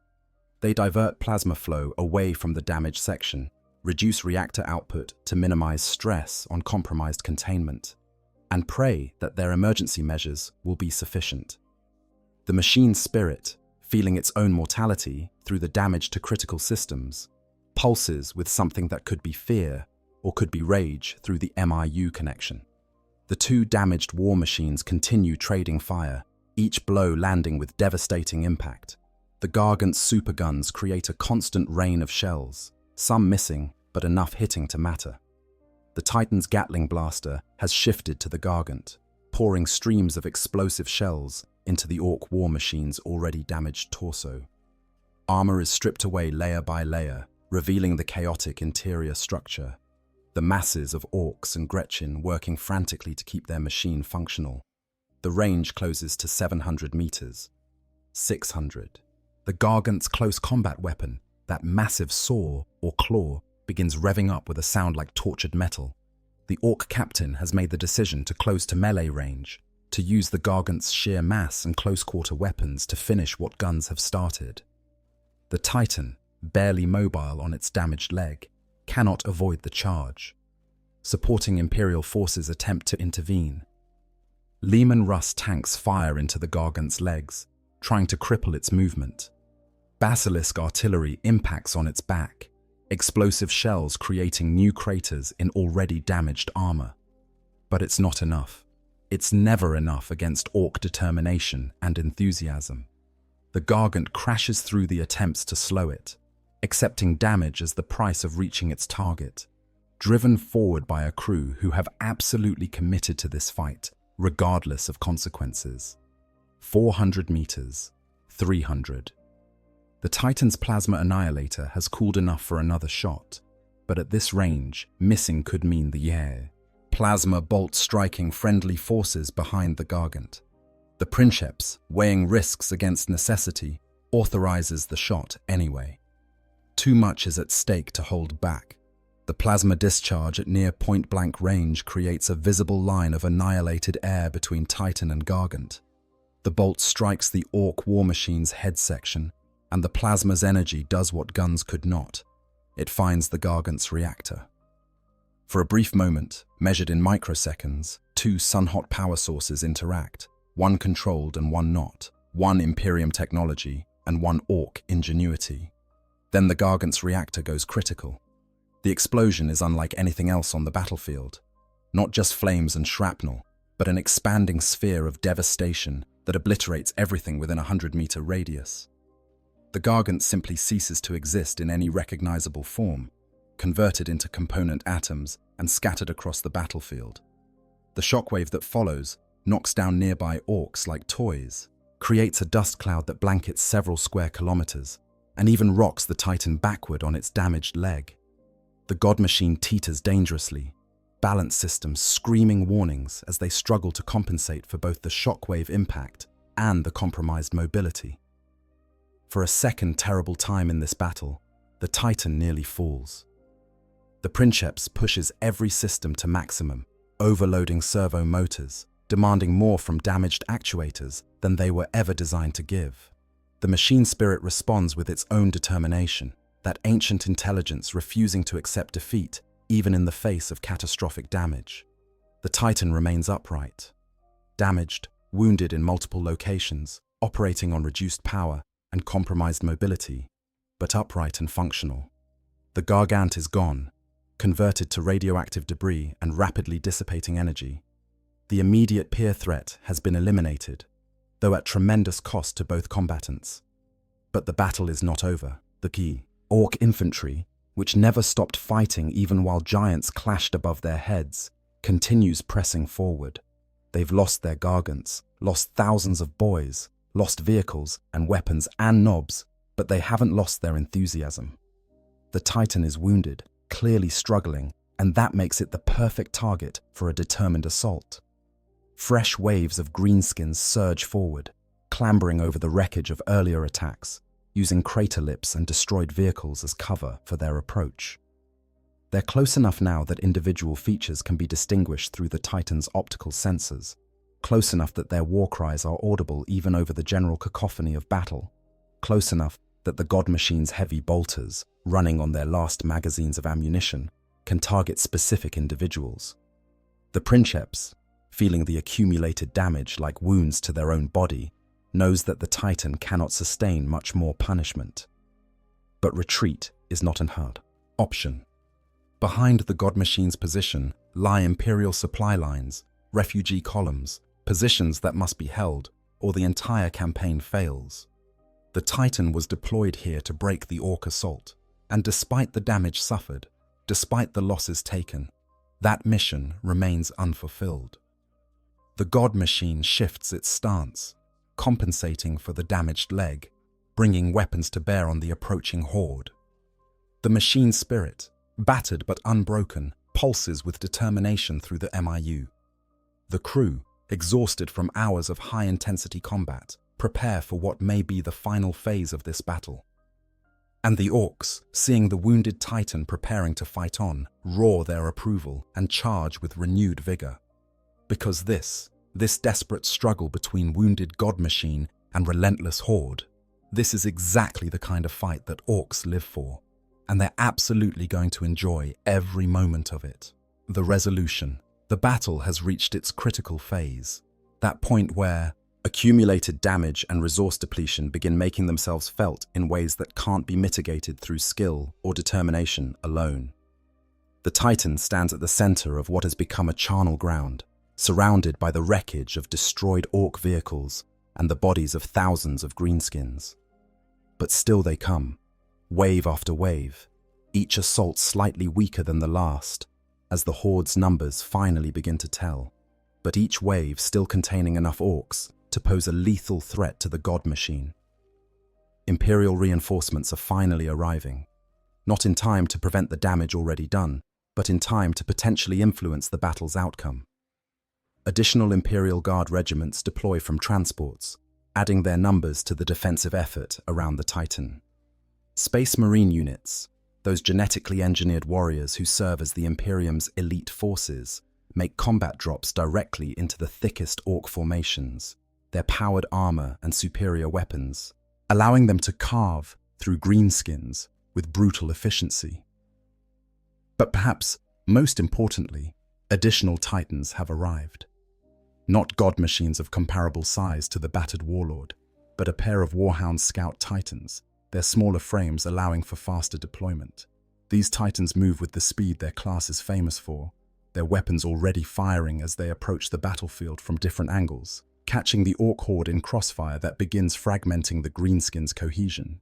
The Orcs, faced with multiple Titans and renewed Imperial forces, should by any logical assessment recognize that their assault has failed and withdraw to regroup. But Orcs don't operate on logical assessment, and the concept of withdrawal is nearly alien to their psychology. Instead, they adapt their tactics, portions of the horde peeling off to engage the new Titans, while the largest concentrations continue their assault on the wounded warlord. The damaged warlord, still fighting, despite systems failing across its structure, continues methodical destruction of the Orc formations. The Plasma Annihilator, though operating at reduced capacity due to power limitations, fires when opportunities present themselves. The Gatling Blaster, now down to its final ammunition reserves, makes every shot count, targeting Orc knobs and specialized units rather than wasting shells on basic boys. The Apocalypse missile launchers, having exhausted their primary magazine, are being manually reloaded by servitors working under conditions that would kill unmodified humans. Inside the command chamber, the crew has moved beyond exhaustion into a state that's almost transcendent, their minds so fully integrated with the Titan systems through extended MIU connection that the boundaries between human and machine have eroded beyond recognition. The Princeps can no longer remember their original name, can barely conceive of existing outside the God Machine's hull. The Moderati respond to commands before they're fully spoken, anticipating needs through their deep connection to the Titan's machine spirit. This is what veteran Titan crew speaks of in hushed tones, the moment when the God Machine truly becomes alive, when the fusion of human consciousness and artificial intelligence creates something that transcends both components. The Titan fights now not just through programmed responses or crew commands, but through something approaching true sentience, making tactical decisions with a speed and creativity that pure machinery could never achieve. An Orc Big Mech, that rare greenskin who combines physical prowess with actual technical skill, has identified the Titan's damaged leg as a critical vulnerability. They organize a specialized assault, gathering Orcs with melter bombs and power claws, creating a strike force specifically tasked with destroying that leg and bringing the God Machine down. The attack is sophisticated by Orc standards, using cover and coordinated movement to approach from the Titan's blind spot. But the Titan's machine spirit senses the threat through vibration patterns and thermal signatures that the damaged sensors can barely detect. The warning flows through the MIU to the Princeps, who orders a rapid pivot despite the risk to the damaged leg. The movement is executed with desperate precision, servo motors screaming protest as they're pushed beyond safe operational limits, but the pivot brings the Titan's remaining heavy bolter battery to bear on the Orc strike force. The bolters fire on full automatic, expending their last ammunition in a sustained burst that shreds the specialized assault team before they can execute their attack. The Big Mech, tougher than their followers, survives the initial barrage and attempts to charge alone, but a direct hit from a heavy bolter round finally brings them down. The threat is eliminated, but so is the last of the close-range defensive ammunition. The Warhound Titans, having engaged the Orc formations on the flanks, are performing their role as Scout Titans admirably. Their speed allows them to outmaneuver the Greenskins, striking from unexpected angles and withdrawing before the Orcs can mass for effective counterattack. Turbo laser destructors and plasma blast guns reach out across the battlefield, eliminating Orc vehicles and heavy weapons that might threaten the immobilized warlord. Space Marine tactical squads have established firing positions around the warlord's feet, their bolters speaking with disciplined precision as they eliminate Orcs attempting to scale the God Machine. The Space Marines don't fear the Greenskins the way normal humans might, their genetic enhancements and powered armor making them nearly as physically imposing as the Orcs themselves, and their superior skill and equipment giving them significant advantages in combat. An Orc war boss, massive even by the standards of their kind, recognizes that the wounded warlord represents the greatest trophy available on this battlefield. They gather a bodyguard of the largest knobs and begin fighting their way toward the Titan, smashing through Imperial forces with brutal determination. The warboss carries a power claw that crackles with barely contained energy, a weapon capable of tearing through even Space Marine armor. The Space Marines recognize the threat and attempt to intercept, but the warboss is too strong, too fast, too determined. They shrug off bolter rounds that would drop lesser orcs, their massive frame absorbing punishment that should be lethal. Their knobs form a protective shield, accepting deaths to keep their leader advancing. Within moments, the warboss reaches the Titan's damaged leg, the power claw revving up to maximum power. The Titan cannot pivot quickly enough on its damaged motive systems to bring weapons to bear. The Space Marines are fighting through the knob bodyguard, but won't reach the warboss in time. For a moment, it appears that the Greenskins' determination will pay off, that they'll have the opportunity to strike a crippling blow against the God Machine. Then the Princeps does something unexpected, something that the Titan's machine spirit has been anticipating through data patterns too subtle for conscious recognition. The God Machine lifts its damaged leg, servos shrieking protest at the maneuver, and brings it down directly on the warboss, with all the tonnage that a Titan's foot represents. The impact creates a localized earthquake. The warboss, for all their size and strength, is simply too small to withstand that much mass traveling downward with gravity's acceleration. They're crushed instantly, reduced to a green smear mixed with the debris of the battlefield. The Titan's foot sustains additional damage from the impact, actuators failing entirely in some sections, but the threat is eliminated. The warboss's death ripples through the orc horde in ways that can't be quantified on any tactical display. The Greenskins, who had been fighting with their usual enthusiasm despite mounting casualties, lose some crucial element of cohesion. Individual mobs begin fighting more for themselves than as part of a unified assault. Some orcs, recognizing that the battle has turned decisively against them, begin withdrawing not in organized retreat, but simply wandering away to find better fights elsewhere. The Warhound Titans press their advantage, their mobile firepower breaking up the remaining coherent orc formations. Imperial Guard regiments, which had been holding defensive positions, begin advancing, pushing the Greenskins back from the warlord's position. The Space Marines, having eliminated the knob bodyguard, establish a secure perimeter that allows tech priests to approach the damaged God Machine and begin emergency repairs. The battle is ending, not with a dramatic final confrontation, but with the gradual dissipation of orc combat effectiveness as their casualties mount beyond even their enormous tolerance for losses. The horde that numbered in the tens of thousands has been reduced to scattered mobs, each fighting its own small war without coordination or unified purpose.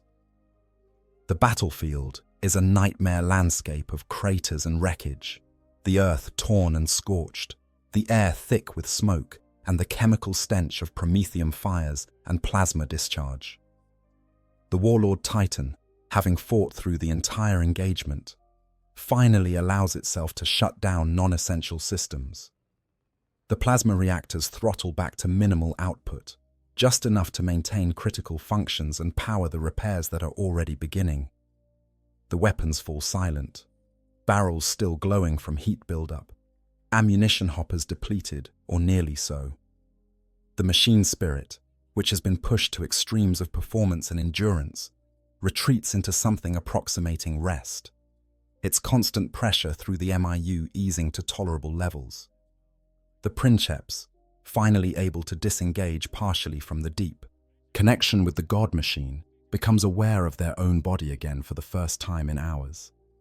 They're slumped in the command throne, neural interfaces still embedded in their skull, their physical form exhausted beyond anything that stimulants or sheer will can compensate for. The Moderati are in similar states, some having actually lost consciousness while remaining connected to their systems, their augmented bodies continuing to function even as their minds shut down from exhaustion.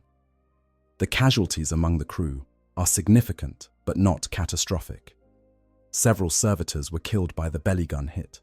their simple programming not allowing for self-preservation when duty required them to remain at damaged stations. One tech priest died attempting emergency repairs on the plasma reactor, exposed to levels of radiation that even their augmented body couldn't withstand. But the core crew, the princeps and moderati, who give the Titan its soul, have survived. The battlefield is littered with orc corpses, estimates suggesting upward of 30,000 greenskins killed in the engagement. Dozens of vehicles destroyed, multiple war machines eliminated, including 2 gargants that had been the pride of some warboss's forces. The orc assault, which had threatened to overwhelm the Imperial positions in this sector, has been broken. Not eliminated entirely, there are still substantial orc forces elsewhere on the planet, but broken here. Defeated in this specific engagement through a combination of Imperial firepower and the presence of Titan-grade assets. The cost has been equally significant. The Warlord Titan requires extensive repairs that will take months even with the full resources of a Forge world at hand. Its leg actuators need complete replacement. Armor plating must be fabricated and installed. Internal systems rebuilt from components that are difficult or impossible to manufacture with current Imperial technology. The God Machine will walk again, but not soon. Supporting forces suffered heavily as well. Several Imperial Guard regiments were effectively destroyed, their survivors barely enough to fill a single company. Skitarii casualties were total in some units, their willingness to fight to the last, resulting in exactly that fate for many detachments.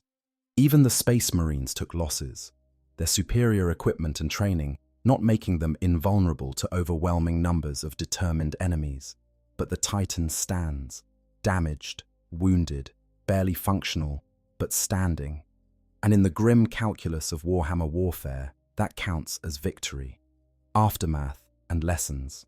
The immediate aftermath of a Titan versus Orc Horde engagement is a study in contrasts.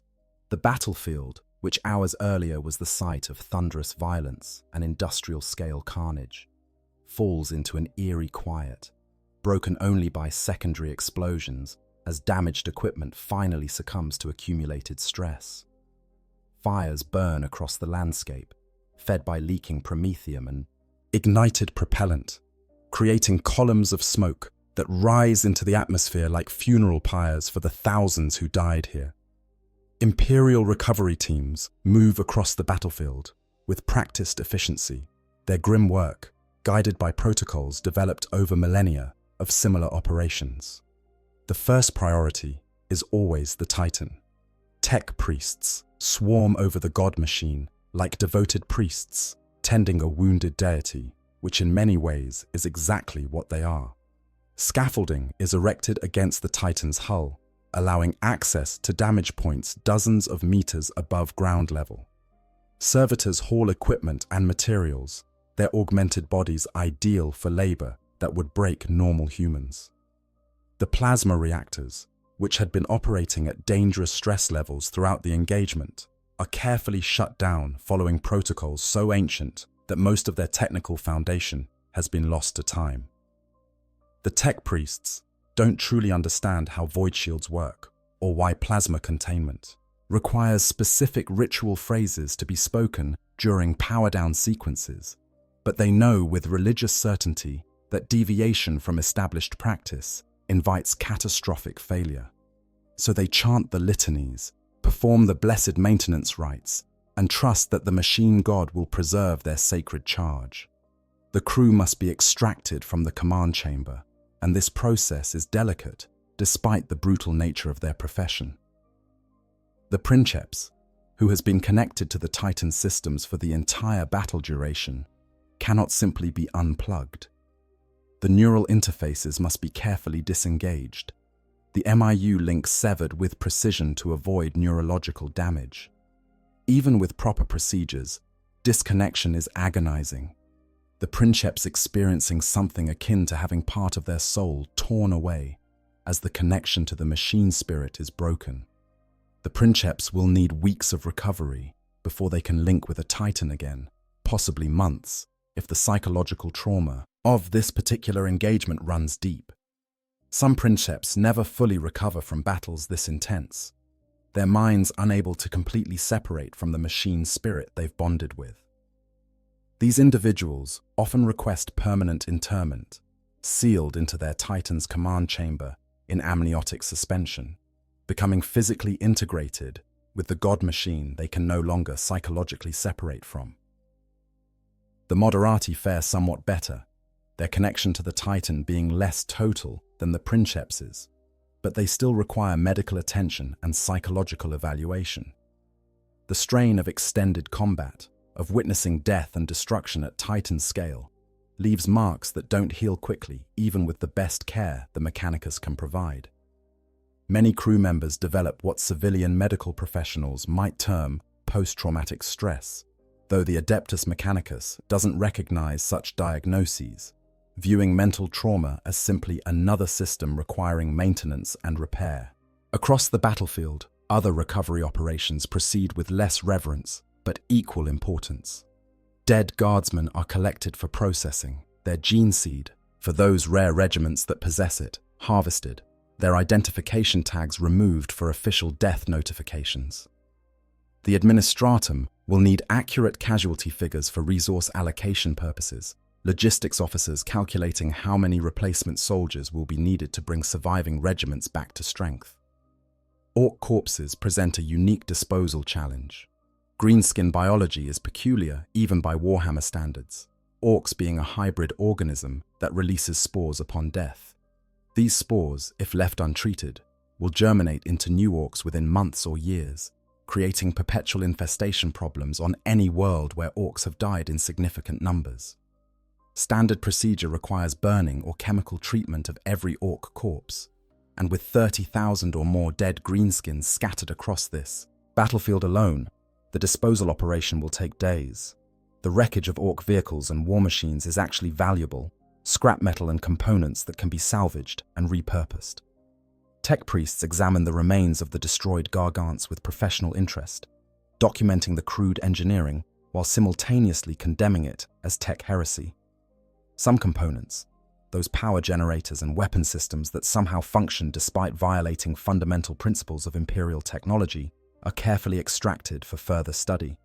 The Mechanicus has long struggled to understand how orc technology works, seeking the secret of their psychic resonance effect.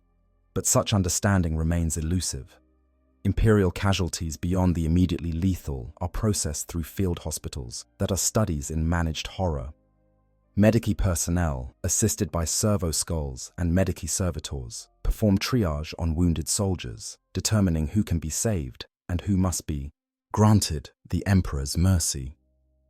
With Imperial medical technology, injuries that would be fatal in less advanced societies can be survived, assuming treatment is received quickly enough. Limb loss can be addressed through augmetic replacement, organ damage bypassed through mechanical substitutes. Even significant neural trauma can sometimes be compensated for through carefully applied cogitator implants. The broader strategic implications of the battle are assessed by command staff working from mobile headquarters units safely distant from the combat zone. The Titan's victory has broken the Orc assault in this sector, creating an opportunity for Imperial forces to advance and potentially retake territory lost in earlier fighting. But the cost has been significant, both in terms of casualties and in terms of the Titan being unavailable for future operations until extensive repairs can be completed. This is the reality that defines Titan deployment decisions.